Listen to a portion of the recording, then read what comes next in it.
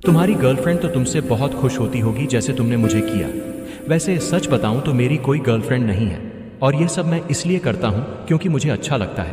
Please आप sir को मत बताना। अच्छा डोंट वरी, ये बात हमारे बीच ही राज रहेगी। निशा कॉलेज की एनाटॉमी की मैडम थी।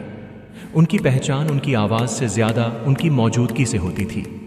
न ज्यादा सख्त न ज्यादा दोस्ताना, बस इतनी कि क्लास में पढ़ाई भी हो और नजरें बार बार उनकी तरफ चली जाएं।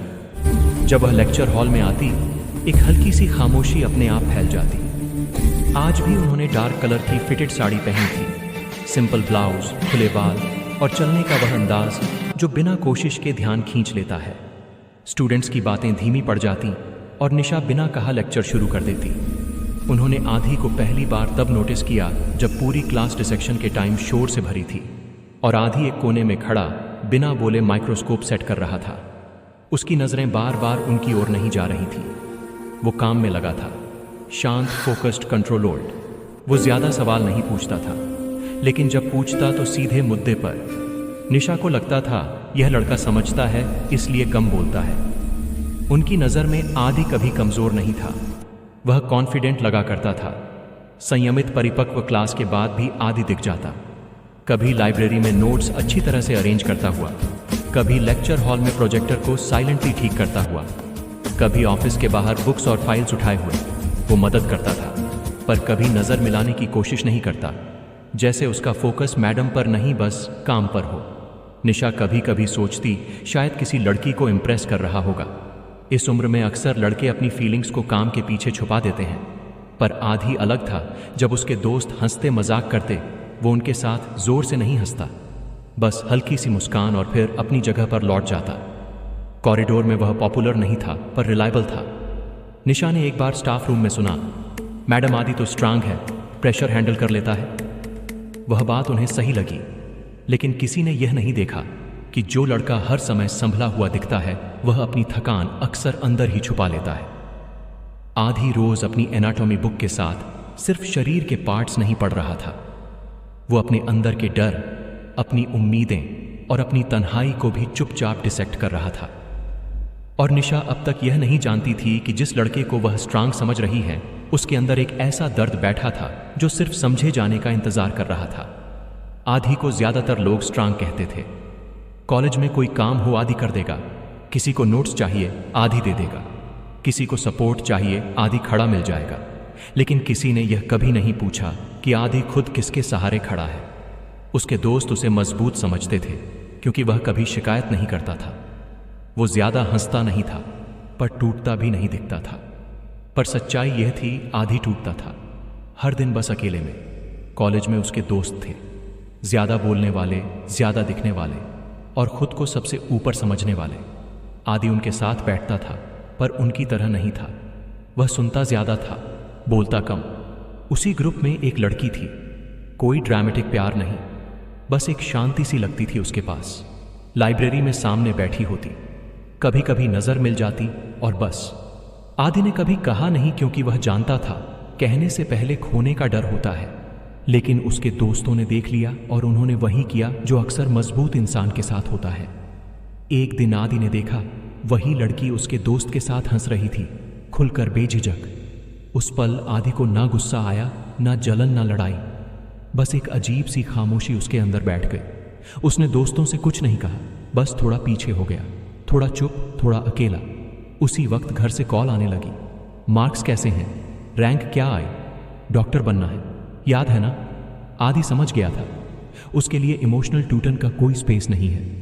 घर में एक्सपेक्टेशन था, कॉलेज में कंपटीशन था, दोस्तों में बिटियल और बीच में था सिर्फ आदि।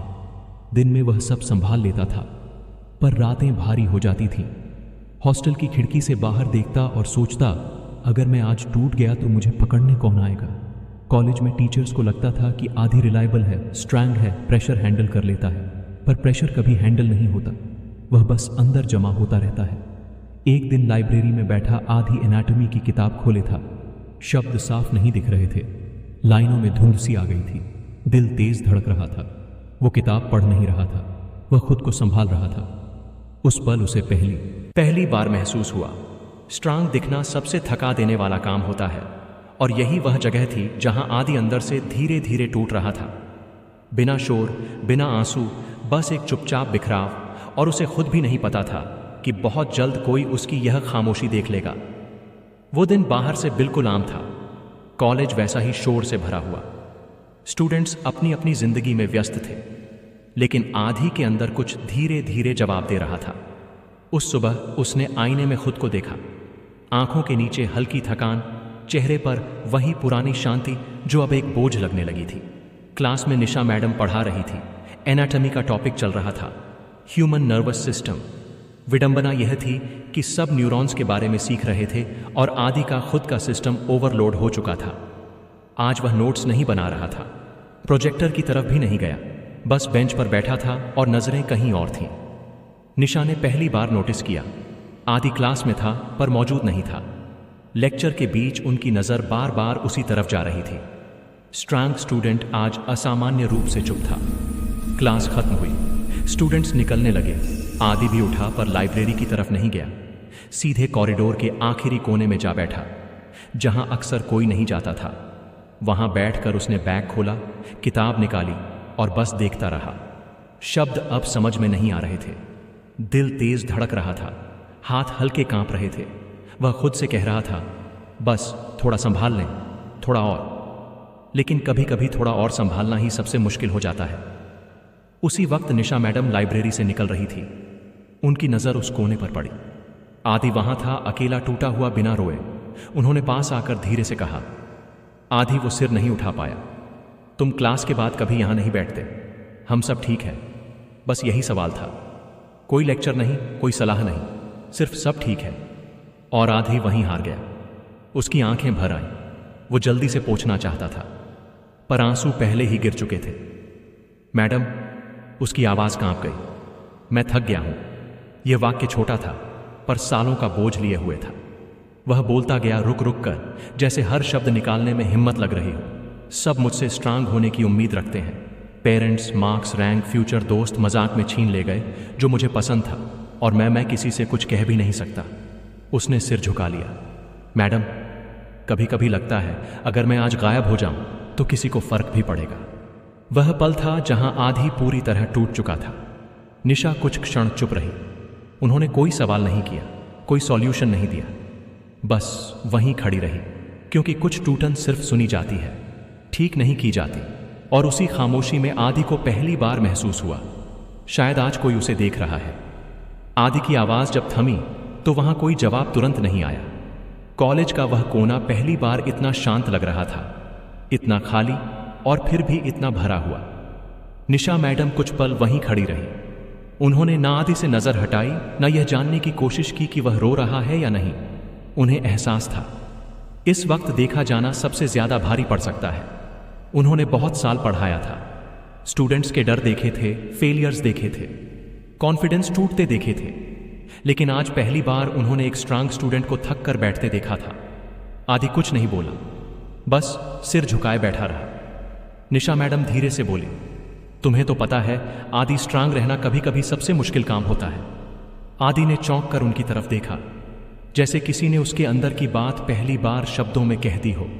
निशा ने आगे कहा, जो लोग हर किसी का सहारा बन जाते हैं, अक्सर उनके पास खुद का सहारा नहीं होता। उनकी आवाज में ना लेक्चर था, ना सिंपैथी, बस एक सच्ची समझ थी। उसी पल निशा को एहसास हुआ, शायद उन्होंने आदि को गलत पढ़ लिया था। उन्हें लगता था आदि कॉन्फिडेंट है क्योंकि वह संभला हुआ दिखता था। उन्हें लगता था वह मैच्योर है क्योंकि वह ज्यादा रिएक्ट नहीं करता। पर अब समझ आ रहा था, वह मैच्योरिटी नहीं, सर्वाइवल था। प्रीति मैडम को अपना पहला दिन याद आया, जब उन्होंने भी स्ट्रांग दिखने की कोशिश की थी। जब उन्होंने सीखा था कि टीचर होना मतलब हर वक्त ठीक रहना नहीं होता। अब उनके लिए आदि सिर्फ एक स्टूडेंट नहीं था, एक जिम्मेदारी था। निशा मैडम ने धीरे से कहा, आज के बाद तुम्हें सब कुछ अकेले अकेले हैंडल करने की जरूरत नहीं है। आदि ने कुछ पूछा नहीं, बस हल्की सी सांस ली। शायद उसे भी पहली बार लगा था, स्ट्रांग रहना ही अकेला रास्ता नहीं होता। निशा को अब स्पष्ट था, यह लड़का खास इसलिए नहीं है कि वह टॉप करेगा या सबको इंप्रेस करेगा। वह खास इसलिए है क्योंकि वह बिना बोले सबका, और जो इंसान सबका ख्याल रखता है उसे भी किसी के ख्याल की जरूरत होती है। यही सोच के साथ निशा ने एक चुप डिसाइड लिया। वह आदि को फिक्स नहीं करेंगी, उसे लेक्चर नहीं देंगी, वह सिर्फ वहां रहेंगी। और कभी कभी यही सबसे बड़ी मदद होती है। उस दिन के बाद कुछ बदला और कुछ नहीं बदला। कॉलेज वैसा ही चलता रहा, लेक्चर, कॉरिडोर, घंटियों की आवाजें। बस फर्क इतना था कि आदि अब पहले जितना अकेला महसूस नहीं करता था। निशा मैडम ने कोई बड़ा ऐलान नहीं किया, कोई एक्स्ट्रा कंसर्न नहीं दिखाया। उन्होंने आधी से ज्यादा सवाल पूछने भी शुरू नहीं किए। बस वह अब उसे देखने लगी। क्लास के बाद जब सब निकल जाते, वह कहती, आदि अगर फ्री हो तो चलोगे? कहाँ यह कभी नहीं बताया जाता। आदि पहली बार उनके साथ कार में बैठा तो थोड़ा ऑकवर्ड था। सीट बेल्ट लगाते वक्त भी उसके हाथ हल्के कांप रहे थे। निशा मैडम ने इंजन स्टार्ट किया, म्यूजिक नहीं लगाया, बस कार चल पड़ी। शहर की सड़कों पर ट्रैफिक था, आवाजें थीं, पर कार के अंदर एक अलग सी शांति थी। पहले दिन निशा मैडम ने कुछ भी नहीं पूछा, न पेरेंट्स के बारे में, न मार्क्स के बारे में, न उस लड़की के बारे में। बस ड्राइव करती रही, कभी सिग्नल पर रुकती, कभी सीधी रोड पर स्पीड थोड़ी बढ़ा देती। आधी खिड़की से बाहर देखता रहा। उसे याद भी नहीं था कि आखिरी बार वह ऐसे शांत बैठकर बाहर देख पाया था। दूसरे दिन भी ड्राइव हुई, तीसरे दिन भी धीरे धीरे आधी को समझ आने लगा, यह घूमना नहीं है, यह सांस लेने का वक्त है। कभी निशा मैडम बस इतना कह देती, थक जाते हो ना जब सब तुमसे स्ट्रांग रहने की उम्मीद रखते हैं। आदि सिर्फ हाँ में सर हिला देता। कभी वह कहती, तुम्हें जवाब देना जरूरी नहीं है, और वही बात सबसे ज्यादा मदद कर जाती। एक दिन आदि ने खुद कहा, मैडम मुझे गाड़ी चलानी नहीं आती, पर आज लग रहा है जैसे जिंदगी थोड़ी धीमी हो गई हो। निया मैडम हल्के से मुस्कुराई। कुछ कहा नहीं, उन्हें पता था कंफर्ट तब मिलता है जब कोई प्रॉब्लम सॉल्व ना करे, बस पास रहे। ये ड्राइव्स लंबी नहीं होती थी, ना ही रोज की बात थी। बस जब आधी थोड़ा और चुप हो जाता या उसकी आंखों में थकान ज्यादा दिखने लगती, निशा मैडम उसे बचाने की कोशिश नहीं करती। वह बस उसे गिरने से पहले एक जगह दे देती जहां वह थोड़ी देर बैठ सके। किसी ने कभी कॉलेज में उन्हें साथ नहीं देखा, कोई बात नहीं बनी, कोई अफवाह नहीं उड़ी, क्योंकि जो चल रहा था वह दिखाने के लिए नहीं था। वो सिर्फ एक टीचर का अपने स्टूडेंट के लिए इंसानी फर्ज था, और आदि के लिए यह वो पल थे जहां वह स्ट्रांग नहीं, बस थोड़ा ठीक था। उस दिन के बाद से पढ़ाई फिर शुरू हुई, लेकिन इस बार तरीका बदला हुआ था। निशा मैडम ने आधी को कमजोर मानकर नहीं पढ़ाया, और आधी ने भी खुद को टूटा हुआ मानकर पढ़ना शुरू नहीं किया। क्लास के बाद जब ज्यादातर स्टूडेंट्स घर चल जाते, लेक्चर हॉल की आखिरी बेंच पर आधी बैठा रह जाता। निशा मैडम धीरे से कहती, आज थोड़ा और रुक सकते हो? ये एक्स्ट्रा लेसन्स नहीं थे, ये रिमाइंडर्स थे कि सीखना अभी बाकी है। कभी एनाटॉमी के डायग्राम फिर से बनाए जाते, कभी वही टॉपिक्स आसान भाषा में समझाए जाते। निशा मैडम का अंदाज बिल्कुल बदला हुआ था। ना प्रेशर, ना कंपैरिजन, ना टॉप करना है का शोर। सिर्फ एक बात समझ आ रहा है। आदि पहली बार बिना डर के कह पाता, नहीं मैडम यहां अटक गया हूं।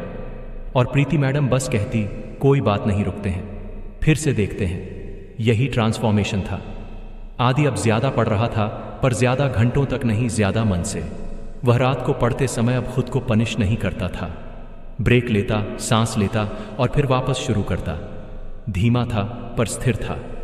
कभी कभी वह गलत आंसर लिखता और पहले जैसा गुस्सा नहीं आता, बस एक गहरी सांस लेता और अगली कोशिश करता। एक दिन निशा मैडम ने कहा, मार्क्स बाद में आएंगे आदि, पहले तुम वापस अपने साथ आ जाओ। यह लाइन सिलेबस में नहीं थी, पर आदि के लिए सबसे महत्वपूर्ण लेसन थी। धीरे धीरे क्लास में भी फर्क दिखने लगा। आदि क्वेश्चंस पूछने लगा, बेंच पर सिर झुकाकर नहीं, सीधा देखकर। दोस्त भी नोटिस करने लगे, तू बदल गया है। आदि मुस्कुरा देता, क्योंकि उसे पता था वो बदला नहीं, वो वापस आया है। लाइब्रेरी में बैठकर अब वो सिर्फ रट्टा नहीं लगाता था, वह समझ रहा था कि प्रेशर के बिना भी मेहनत हो सकती है। और निशा मैडम दूर से बस देखती रहती, हर दिन मदद नहीं करती, हर सवाल का जवाब नहीं देती। वो बस इतना करती कि आधी को खुद पर भरोसा वापस करने देती। ट्रांसफॉर्मेशन किसी एक दिन में नहीं हुआ, ना ही कोई ड्रामेटिक पल था। बस हर दिन थोड़ा थोड़ा आधी फिर से अपनी जगह पर खड़ा होने लगा। और यही वह समय था जब आधी के लिए पढ़ाई फिर से बोझ नहीं, एक रास्ता बन गई। रिजल्ट वाले दिन कॉलेज कुछ अलग लग रहा था। कॉरिडोर में आवाज़ें ज़्यादा थीं, पर उनमें एक अजीब सी घबराहट भी घुली हुई थी। नोटिस बोर्ड के सामने भीड़ लगी थी। कोई हंसते हुए नंबर देख रहा था, कोई चुपचाप पीछे हट जा रहा था। आदि भी वहीं था, पर इस बार उसके कदम तेज नहीं थे, न आंखों में वह पुराना डर था। उसने खुद से सिर्फ इतना कहा था, जो आएगा ठीक है। लिस्ट पर नजर गई, नाम ऊपर से नीचे जाते हुए और फिर आदि रैंक टॉप। उस पल उसका दिल तेज धड़का, पर चेहरे पर हैरानी से ज्यादा एक शांत सा सुकून था। ना वो चीखा, ना दोस्तों को फोन किया, बस एक गहरी सांस ली, जैसे सालों से जो बोझ सीने पर बैठा था वो धीरे धीरे उतरने लगा हो। क्लास के अंदर जब प्रीति मैडम आई, स्टूडेंट्स अभी भी रिजल्ट की बात कर रहे थे। उन्होंने कुछ नहीं पूछा, बस एक बार क्लास पर नजर डाली। आदि लास्ट बेंच पर बैठा था, बिल्कुल सीधा, बिल्कुल शांत। उनकी नजर उससे मिली। कोई मुस्कान नहीं, कोई जेस्चर नहीं, बस एक छोटा सा नड, और आदि समझ गया। यह तालियों का मोमेंट नहीं था, यह अनाउंस करने की बात नहीं थी। यह उन दोनों के बीच का वह पल था जिसे शब्द की जरूरत ही नहीं थी। बाकी टीचर्स ने कांग्रेचुलेट किया, दोस्तों ने पीठ थपथपाई। किसी ने कहा, पता ही था तू टॉप करेगा। आदि मुस्कुरा दिया, पर उसके लिए यह टॉप करना सबसे महत्वपूर्ण बात नहीं थी। महत्व इस बात का था कि वह इस रिजल्ट तक खुद को तोड़कर नहीं संभाल कर पहुंचा था। उस शाम आदि लाइब्रेरी के बाहर खड़ा था। हवा हल्की थी, सूरज धीरे धीरे नीचे जा रहा था। प्रीति मैडम पास से गुजरी, रुककर बस इतना कहा, प्राउड ऑफ यू। 2 शब्द पर पूरे सफर का वजन उनमें सिमट गया। आदि ने सिर झुका दिया, आंखें भर आईं, पर इस बार दर्द से नहीं, इस बार खुद पर भरोसा लौटाने की खुशी से। वो समझ गया था, जीतना सिर्फ आगे निकलना नहीं होता, कभी कभी जीतना होता है खुद को फिर से पाना। और इसी जीत के साथ कहानी अपने आखिरी सवाल के करीब पहुंच गई थी। आदि ने रिजल्ट जेब में रख लिया, पर दिल में एक खामोशी रह गई। प्रीति दूर खड़ी उसे देख रही थी, बिना कुछ कहे, बिना कुछ जताए, और हवा में बस एक सवाल तैरता रहा, क्या हर स्ट्रांग इंसान के पीछे कोई ऐसा होता है जो उसे बिना तोड़े संभाल लेता?